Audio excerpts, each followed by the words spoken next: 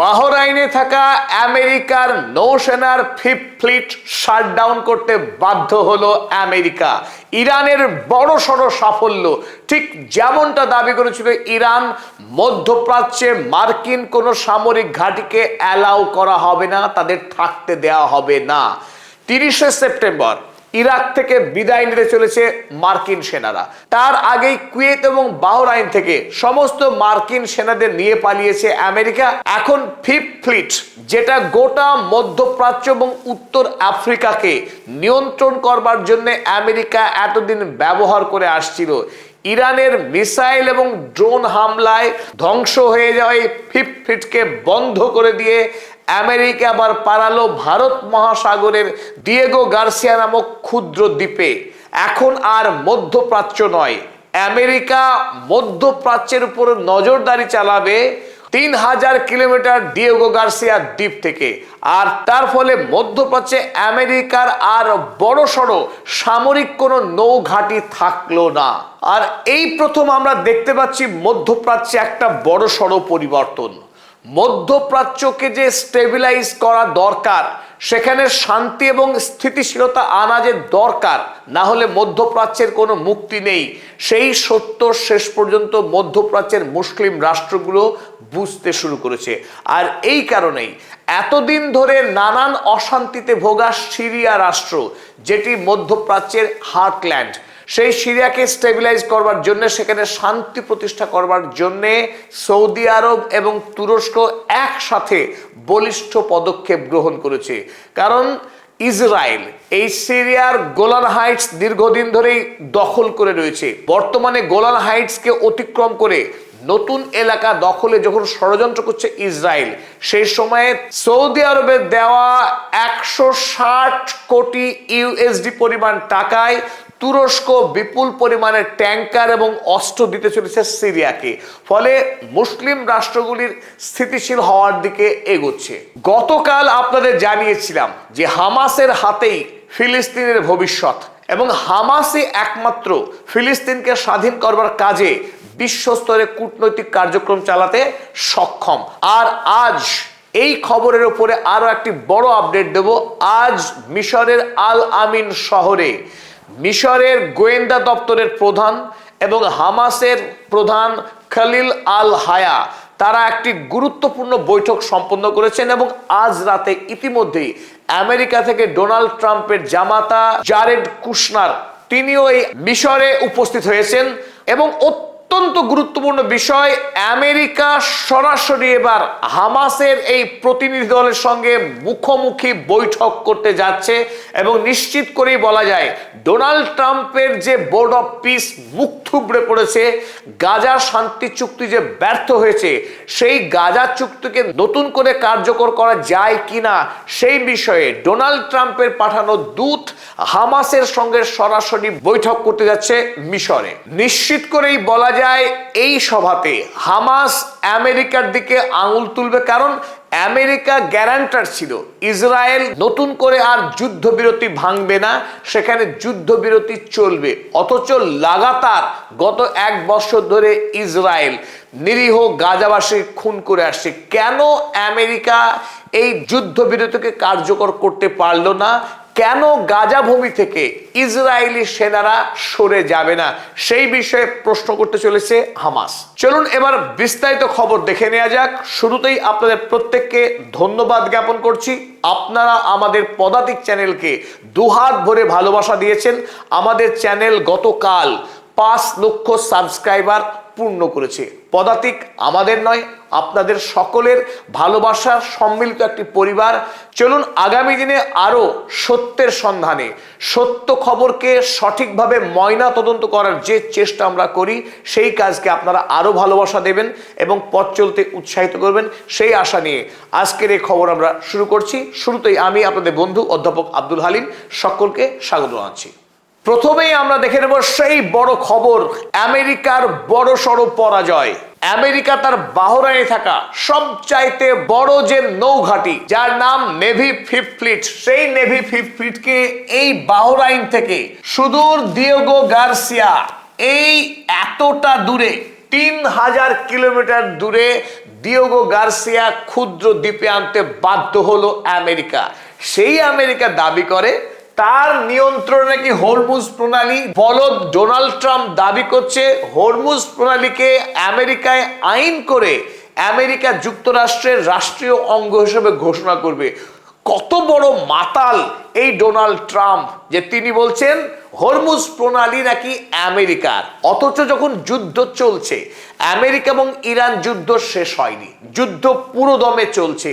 সেই যুদ্ধকালীন সময়ে বাহরাইনে টিকতে পারল না আমেরিকা, কুয়েতের সমস্ত সামরিক ঘাঁটি বন্ধ, এবং ফিফথ ফ্লিট এতদিন পর্যন্ত গোটা মধ্যপ্রাচ্যকে পায়ের তলে রাখার কাজ করে এসছে আমেরিকার হয়ে।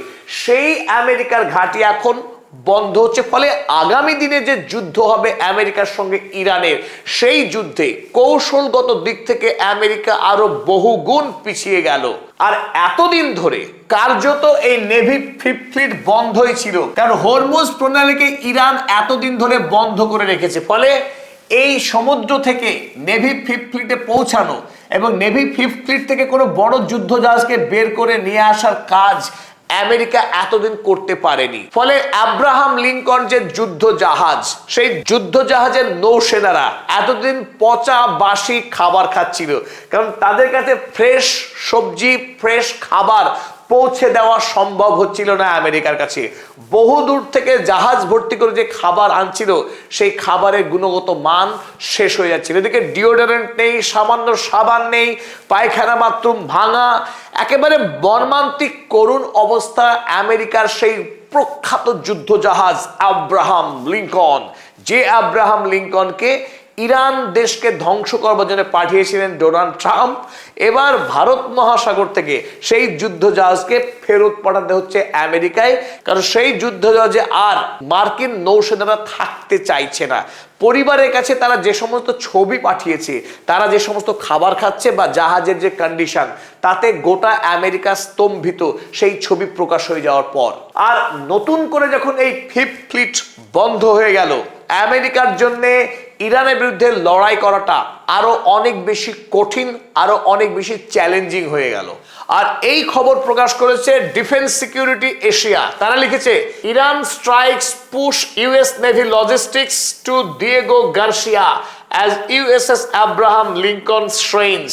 ইউএসএস আব্রাহাম লিঙ্কন বড় সড়ো বেকায়দায় পড়বার পর আমেরিকা তার এই ইউএস নেভিকে সরিয়ে নিতে বাধ্য হলো বাহরাইন থেকে দিয়েগো গার্সিয়ায়। এদিকে দ্বিতীয় বৃহত্তম খবর, যদিও এতদিন অনেকেই সৌদি আরব, পাকিস্তান এবং তুরস্কের জোটকে মোটেই পাত্তা দিতে নারাজ, তবুও আমরা দেখতে পাচ্ছি একটু একটু করে এরদোয়ানরা তারা যে সত্যিই মুসলিম বিশ্বের জন্য কাজ করতে চায় সেটা প্রমাণ করতে মরিয়া। এবার সিরিয়া, যে সিরিয়ায় বাশার আল আসাদকে ঘিরে দীর্ঘকাল গৃহযুদ্ধ চলেছে এবং গোটা মধ্যপ্রাচ্য তার জন্য মূল্য চুকিয়েছে, সেই সিরিয়াতে বর্তমানে আল সারা তিনি রাষ্ট্রপ্রধান হয়েছেন এবং সিরিয়াকে স্টেবিলাইজ করা, সেই দেশের যে প্রাকৃতিক সম্পদ আছে সেই প্রাকৃতিক সম্পদকে ব্যবহার করে সিরিয়ান মানুষের জীবনের গুণগত মান বাড়াবার চেষ্টা করছেন। অনেকেই বলতে পারেন যে আল সারা হচ্ছে আমেরিকার দালাল ইত্যাদি ইত্যাদি, সেসব কথায় আমরা যেতে চাইছি না। এটাও আমরা দেখেছি যে আল সারা আমেরিকার সঙ্গে যেমন তিনি বন্ধুত্ব রাখছেন, ঠিক অনুরূপভাবেই রাশিয়ার ভ্লাদিমির পুতিনের সঙ্গেও তিনি সখ্যতা বজায় রাখছেন। আগামী দিনের সিরিয়াতে রাশিয়ার একটি বড়সড় সামরিক ঘাঁটি তৈরি হবে, সেই বিষয়ে তিনি ইতিমধ্যে চুক্তিও সম্পাদন করেছেন রাশিয়ার সঙ্গে। ফলে তিনি আমেরিকার সঙ্গে বন্ধুত্ব রাখছেন একতরফা, আর অন্যদের সঙ্গে রাখছেন না, ব্যাপারটা কিন্তু মোটেই তা নয়। তিনি অনেক বেশি যুক্তিশীল এবং প্রগতিশীল মানুষ। আমেরিকা এবং রাশিয়া দুই দেশের সঙ্গে সম্পর্ক রাখছেন, তবে মধ্যপ্রাচ্যের বড় ষড়যন্ত্রের বিপদ ইসরায়েল রাষ্ট্র।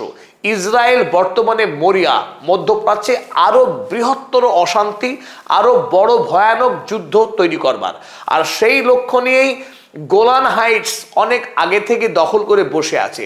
সম্প্রতি দক্ষিণ আমেরিকার একটি রাষ্ট্র কলম্বিয়া, সেখানে উগ্র দক্ষিণপন্থী মানুষ জিতে রাষ্ট্রপতি হয়েছেন, তার সঙ্গে ইসরায়েল রাষ্ট্রের সখ্যতা মধুর।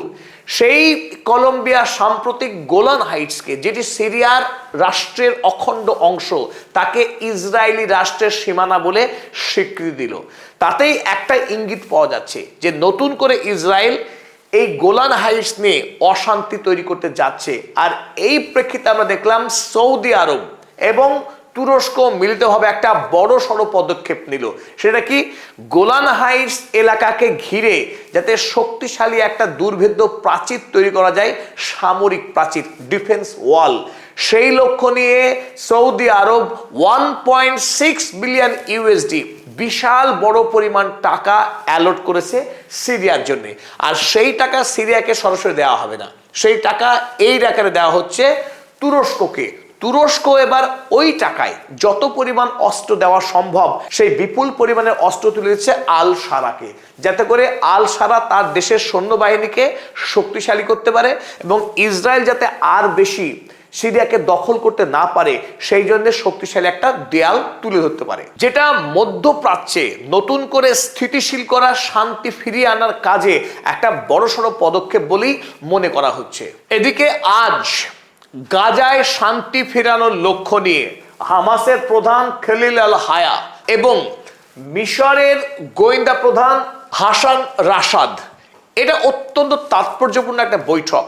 যে রাষ্ট্রপ্রধান একজন রাষ্ট্রপ্রধানের সঙ্গে রাজনৈতিক বৈঠক করছেন, এটা কিন্তু তা নয়। গাজা রেজিস্ট্যান্স গ্রুপ হামাস তারা বৈঠক করছেন মিশরের গোয়েন্দা প্রধানের সঙ্গে।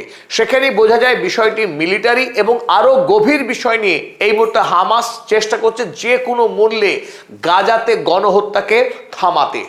এবং এই মিটিং আরো তাৎপর্যপূর্ণ অন্য একটি বিষয়ে।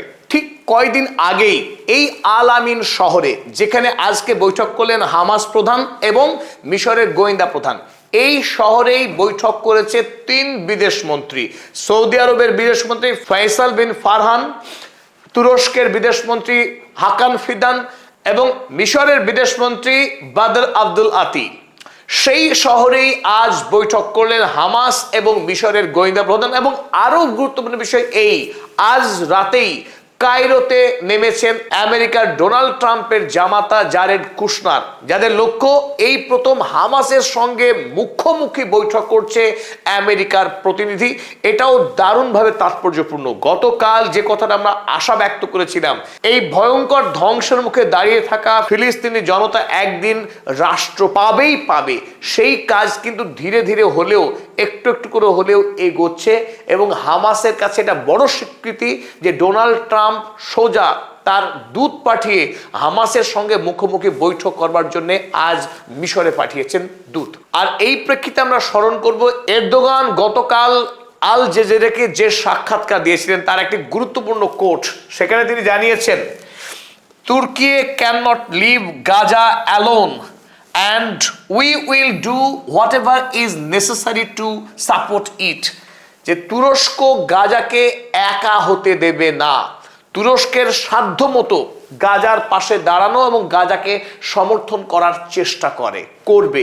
এই কথা আমরা কালকে জানিয়েছিলাম যে সুন্নি মুসলিম দেশগুলির কাছে গাজার পাশে দাঁড়ানো ছাড়া আর কোনো পথ খোলা নেই। ইরান যেভাবে লড়াই করে আমেরিকাকে যুদ্ধে পরাস্ত করছে, তার প্রক্সি দিয়ে গোটা মধ্যপ্রাচ্যে যেভাবে পশ্চিমী দুনিয়ার বিরুদ্ধে, পশ্চিমী দুনিয়ার সমস্ত ষড়যন্ত্রের বিষ দাঁত ভেঙে দেওয়ার যে লড়াই করছে ইরান, সেখানে সৌদি আরব, তুরস্কের মতো রাষ্ট্রগুলো এতদিন ধরে নির্বিকার থেকেছে, এমনকি পশ্চিমী দুনিয়ার দালালি করেছে। সেই দালালি করবার জন্যেই সারা পৃথিবীর মুসলিম জনগণ তাদের থেকে মুখ ফিরিয়ে নিয়েছে। তাই এই মুহূর্তে যদি মুসলিম বিশ্বের সমর্থন পেতে চায় সৌদি আরব কিংবা তুরস্কের মতো রাষ্ট্রগুলো, আগামী দিনে তারা যে নেতা হবার স্বপ্ন দেখে, সেই স্বপ্নকে যদি সত্যিই তারা বাস্তব করতে চায়, তাহলে গাজাকে সমর্থন করা, হামাসের হয়ে কাজ করা, হামাস ভোটে নির্বাচিত হবার পর তাদের সঙ্গে সরাসরি চুক্তি করে ইসরায়েলের বিরুদ্ধে দাঁড়িয়ে ফিলিস্তিনের জন্য রাষ্ট্রীয় স্বীকৃতি আদায় করতে হবে এই মুসলিম রাষ্ট্রগুলোকে, যথা সৌদি আরব এবং তুরস্ককে। নইলে তাদের সম্মান ফিরিয়ে আনা কোনোভাবেই সম্ভব নয়। আর সেই কাজ বর্তমানে কিন্তু এরদোয়ানরা বাস্তবে করুন আর নাই করুন, তারা কিন্তু বড় বড় বিবৃতি দিচ্ছে এবং আমাদের মনে হচ্ছে কিছুটা হলেও তারা আন্তরিকতা প্রকাশ করছেন।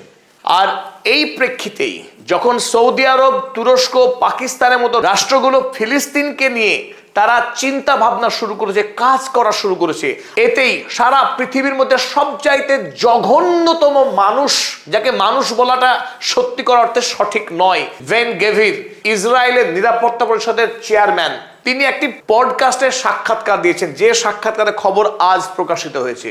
তিনি দাবি করছেন যে ফিলিস্তিনিরা কোনো মানুষই নয়, তাদেরকে হত্যা করা ইসরায়েলের পবিত্র কর্তব্য, এবং তিনি তার দেশের সৈন্যবাহিনীকে নির্দেশ দিয়েছেন প্রতি রাতে অন্তত 30 থেকে 40 জন ফিলিস্তিনিকে খুন করতে হবে। মানব জাতির ইতিহাসে কোনো রাষ্ট্রপ্রধান বা মন্ত্রী নেই যে সরাসরি মানুষকে খুন করবার কথা নির্দেশ দিতে পারে এইভাবে প্রকাশ্যে।